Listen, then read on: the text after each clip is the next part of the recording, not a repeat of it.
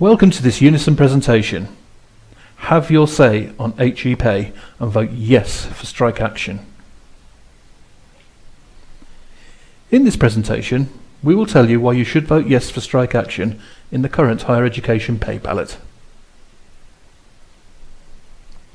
There are a number of reasons we think you should vote for strike action. Firstly, the pay offer we received is under the current rate of inflation. This means it represents a pay cut in real terms. The final pay offer we received from the employers was 2%, or £425, whichever is the greater. And this means on staff on the lowest pay point would get 2.76%.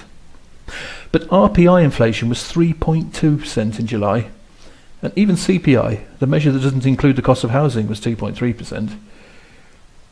Since 2009, pay awards have been consistently below the level of inflation, leaving many staff in HE significantly worse off and finding it increasingly difficult to make ends meet.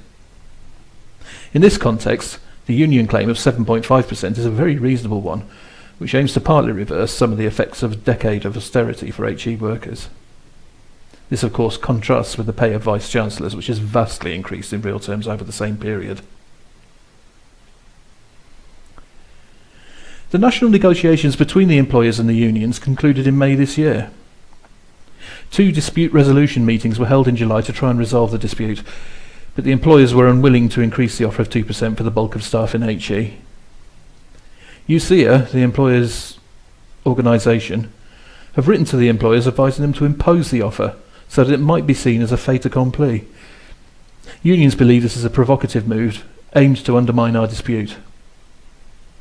It's clear that the offer is unacceptable and that employers are not going to improve the offer through negotiations, so the unions believe that it is only effective industrial action that will make them change their position. Unison and UCU are by far the biggest unions in higher education, representing over 90% of trade union members, and we are both balloting our members for strike action. At the time of writing this presentation, we're still awaiting confirmation from Unite and EIS whether they will join the dispute, and if so, whether this will cover all institutions.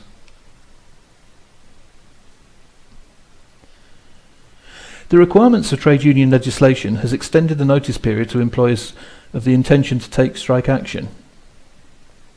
The ballot started on the 14th of September and will run until the 25th of October. Union's HE Service Group executive met a few days later to consider the result of the ballot and to plan accordingly. Based on this timetable, if we get a suitable mandate to do so, then any action is likely to start in late November at the earliest.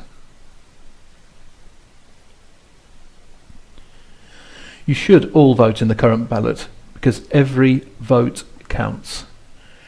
Under the new Tory trade union laws, we now need to meet a 50% threshold for lawful industrial action. So to get an outcome that gives us an instruction we can lawfully follow, we need as many people as possible to vote.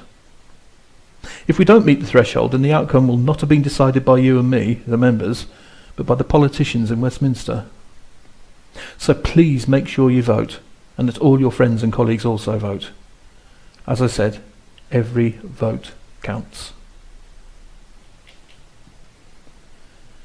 As soon as the ballot results are known, members will be notified straight away. If we get a vote for strike action, then HE conference policy is one of escalating industrial action. As we've already seen, the HE Service Group executive meets on 29th October to discuss the outcome of the ballot and to decide on the next steps. We are committed to trying to work with UCU in coordinating any action with them and with any other participating unions so that we can maximise the effect any action has. Thank you for watching this presentation. More information is available on the website and the Unison in Higher Education Facebook page and on our Twitter feed. But please vote in the ballot, and please vote yes for strike action.